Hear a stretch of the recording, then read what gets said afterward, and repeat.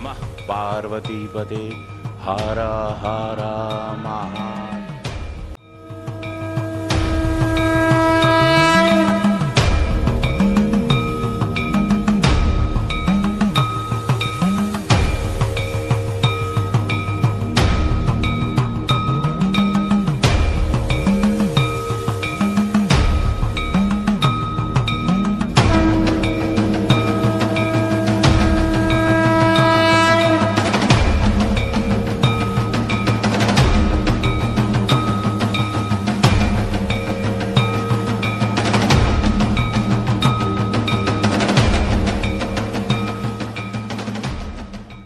तो भाई साहब this is the next day और अभी हम हैं काठमांडू के स्वयंभू टेंपल में, क्योंकि पशुपतिनाथ मंदिर दोपहर में कुछ टाइम के लिए बंद होता है।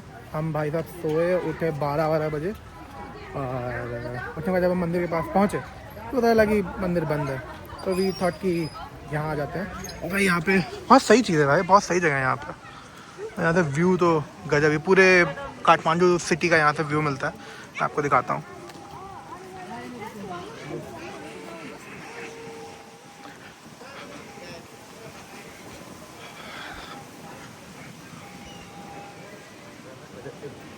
ये वैसा यहाँ से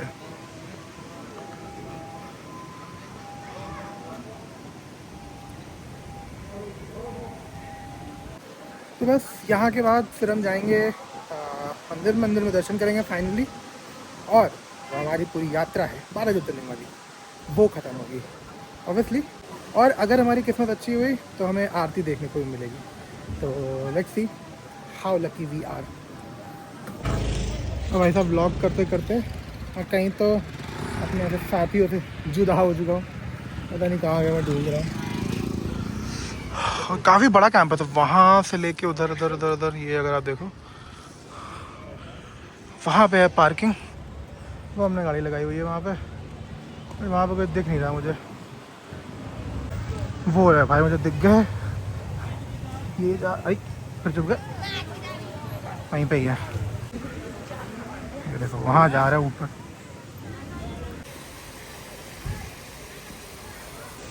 एंड हाँ, यहाँ पे जो टिकट है ना वो 200 रुपये की है अदर कंट्रीज़ के लिए, और नेपाली और जो भी सार्क कंट्रीज़ हैं जिसमें इंडिया ऑब्वियसली आता है तो उनके लिए 50 रुपये। तो भाई साहब फाइनली पहुँच चुके हैं हम लोग पशुपतिनाथ मंदिर, और प्रसाद भी ले लिया हम लोगों ने। सबके प्रसाद मेरे पास ही हैं।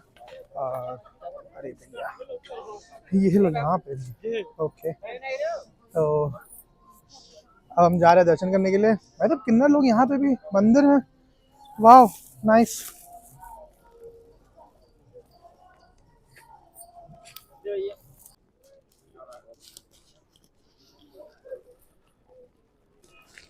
भाई साहब वो है मंदिर, और यहाँ पे ना मतलब ये है इधर क्रेमेशन ग्राउंड मंदिर के जस्ट पीछे ही। जैसे बनारस में होता है ना कि मंदिर के जस्ट बगल में ही वो अब खुल गया मणिकर्णिका घाट, तो वैसे यहाँ पे भी ओपन में ही है भाई सब कुछ। और उधर वहाँ पे उस जगह पे वहाँ पे होगी आरती, तो हम ये सोच रहे हैं कि पहले दर्शन कर लेते हैं, क्योंकि अगर आरती के बाद मंदिर बंद हो गया तो दर्शन नहीं हो पाएंगे। पहले दर्शन कर लेते हैं, फिर अगर सही टाइम पर हम निकल गए तो आरती भी देखेंगे। ये है मंदिर का एंट्रेंस। कुछ तो चेंज है, मतलब मैं लास्ट टाइम आया था आज से 5 साल पहले, तो थोड़ा सा अलग था। ये जो ये बना हुआ है ये पहले नहीं था, ये तो मुझे याद है ये था। और एंट्री का जो मेन गेट था वो नहीं दिखा है मुझे, तो वो दिखेगा तो ऐसे रिकनसाइल होंगी चीज़ें। ये रहा भाई साहब जिस गेट की मैं बात कर रहा था, मिल गया फाइनली। अब मेरे को लग रहा है कि यहाँ सही जगह जा रहा है। ये है एंट्री पॉइंट और अंदर है मंदिर। ये पशुपतिनाथ मंदिर है हमारा, जिसमें सिर्फ और सिर्फ हिंदूज की ही एंट्री है। प्रवेश। तो हर हर महादेव, हमारे दर्शन हो गए भाई साहब। जो आखिरी मंदिर इस यात्रा की जो हमें दर्शन करने थे श्री पशुपतिनाथ जी के, और जस्ट हमने अभी दर्शन करे 2 मिनट पहले। तो अब बात करते हैं पशुपतिनाथ मंदिर की हिस्ट्री के बारे में। तो ये मंदिर यहाँ पे स्थापित कैसे हुआ, तो अलग अलग कहानी है, बट जो सबसे ज़्यादा चलते हुए स्टोरी है वो ये है कि शिव जी ने जो अपनी डिवाइन चीज़ें थी, जो भी दुनिया के लिए वो करते, तो वो सारी चीज़ें वो छोड़ छाड़ के वो आ गए थे। शिव और पार्वती जी दोनों लोग आ गए थे यहाँ पे, जो पीछे नदी है, बागमती नदी है, तो उसके पीछे वो लोग मतलब वो अपनी ज़िंदगी जीने के लिए आ गए थे और सारे काज काज छोड़ के। तो उसकी वजह से हुआ क्या कि पूरे ब्रह्मांड में भाई दिक्कत होने लगी, और वो सारे जो असुर थे, जिन जैसे कि शिव जी का जो काम है कि वो he does the destruction for betterment of the world, तो वो चीज़ें हो ही नहीं पा रही हैं। जो असुर है, जिनसे राक्षस हैं, उनका कोई नाश ही नहीं हो पा रहा है, तो सारे देवी देवता फिर इनके पीछे आए इनको मनाने के लिए। तो उनसे बचने के लिए शिव और पार्वती जी दोनों लोग एक हिरण का रूप धारण करके वो लोग छुप गए यहाँ पे। बट जो देवी देवता थे उन्होंने पहचाना और वो उनके पीछे गए। और एक मुझे याद नहीं है कौन से भगवान जी ने, बट मेरे ख्याल से किसी एक भगवान जी ने उनको पकड़ने की कोशिश करी, तो हिरण का जो सींग होता है वो यहाँ पे गिरा, और वो फिर एक शिवलिंग की तरह उपजा, और तब से फिर उसकी यहाँ पे पूजा हो रही है। और अंदर भी जो शिवलिंग है उसको हम लोग मतलब चतुर्मुखी शिवलिंग है ये, चार अलग अलग चारों तरफ पे उसके मुंह है, तो तब से यहाँ पे शिव जी की पूजा हो रही है। और एक महाभारत की कहानी है कि जब पांचों पांडव महाभारत का युद्ध जीत के वहाँ गए थे, भोलेनाथ जी से उनसे माफ़ी मांगने के लिए गए थे कि उन्होंने अपने सारे जो भाई हैं उनको मारा है, तो उनसे बचने के लिए शिव जी ने एक बैल का रूप धारण करा, और वो केदारनाथ की बात है, केदारनाथ में वो छुपे थे। तो वहाँ से छुपने के बाद भीम ने उनको पकड़ लिया था। अंत में भीम ने उनकी पूंछ पकड़ ली थी, जो बैल था, और तो कहा जाता है कि वहाँ पे उनका धड़ है और जो कंधा है वो यहाँ पे है। तो ये दो कहानियाँ हैं जो मुझे पता है, और भोलेनाथ जी का आशीर्वाद कि हमारे सारे दर्शन पूरे हुए, 12 के 12 ज्योतिर्लिंग और पशुपतिनाथ के दर्शन पूरे हुए। और अभी चलते हैं, हम आरती देखते हैं, बाकी उसके बाद और चर्चाएं करते हैं।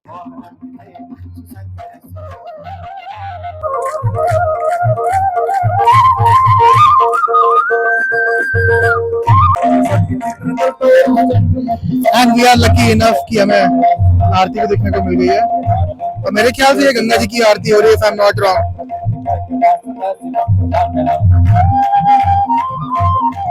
पीछे मंदिर,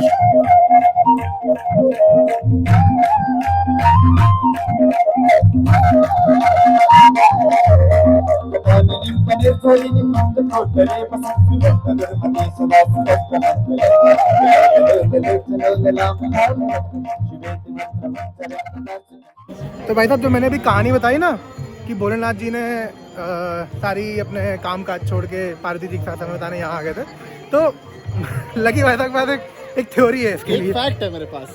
हाँ मतलब ये फैक्ट तो है। हाँ ये यहाँ पे आने के बाद में आपकी शादी बड़ी जल्दी होती है, आपको मनचाहा वर मिल सकता है, वधु मिल सकती है। हाँ। इसलिए हम नहीं आए हैं। This is not the specific reason why we have come. नो चाहिए तो ना एक टाइम पे। देखो भगवान जी कुछ कर रहे होंगे तो बात अलग है, अभी हम इस मोटिव से नहीं आए हैं। हाँ let's continue with the story. तो मुझे ऐसा लगता है कि उन्होंने मतलब वैवाहिक जीवन को यहाँ पे अपनी प्रायोरिटी दी है, तो माइट भी उसी वजह से ये रीजन हो सकते हैं कि हाँ मनचाहा है, क्योंकि अकॉर्डिंग टू पार्वती जी शिव जी यहाँ पे सब कुछ अपनी ड्यूटीज सारी सब कुछ छोड़ छाड़ करके कुछ दिन उनके लिए उनका टाइम देने आए थे ना, तो माइट भी that may be the link. कितने लोग ऐसे एग्री कर रहे हैं भाई, कमेंट करना है। तो भाई साहब वापस आ चुके हैं हम लोग होटल में। आरती हमने बहुत थोड़ी सी हमको जो देख पाए, आपको दिखा होगा शॉर्ट में, उतना ही हम देख पाए, पूरी आरती हम नहीं देख पाए। तो ये थी मेरी पूरी सीरीज़ 12 ज्योतिर्लिंग प्लस पशुपतिनाथ टेम्पल की। और एक चीज़ मैं बताना भूल गया कि नेपाल आना कैसे है। 3 रास्ते हैं। अगर डायरेक्टली आपको आना है तो दिल्ली से काठमांडू की फ़्लाइट चलती है। अगर ठीक ठाक टाइम पे आप देखेंगे तो अराउंड 4,500 5,000 के आसपास आपको एक तरफ की मिल जाएगी। बट ध्यान ये देना है कि जाने की जो फ़्लाइट है वो 4,500-5,000 की है, रिटर्न की फ़्लाइट 10,000 की है। तो दोनों फ़्लाइट रिटर्न की आप चेक करो, देन बुक करो। देन सेकेंड वे बस चलती है दिल्ली से डायरेक्टली काठमांडू के लिए, बस चलती है which takes around 30-32 hours. And वो थोड़ा सा चीपर ऑप्शन है, बट वो बहुत ज़्यादा नहीं है, डिफरेंस नहीं है from the flight. And the third one is by road. आप दिल्ली से लखनऊ होते हुए या जहाँ से आपको मन हो, आप उधर से होते हुए नेपाल से एंटर कर सकते हैं। आप अपना हाईवे और जो भी आपकी लोकेशन है वो चेक कर सकते हैं। जो मैं आपको बताना चाहूँ अगर मेरी आप मानो सबसे कम टाइम में सबसे कम पैसे में आना हो तो दिल्ली से काठमांडू की फ़्लाइट लीजिए एंड रिटर्न में आप दिल्ली की बस ले सकते हैं काठमांडू की।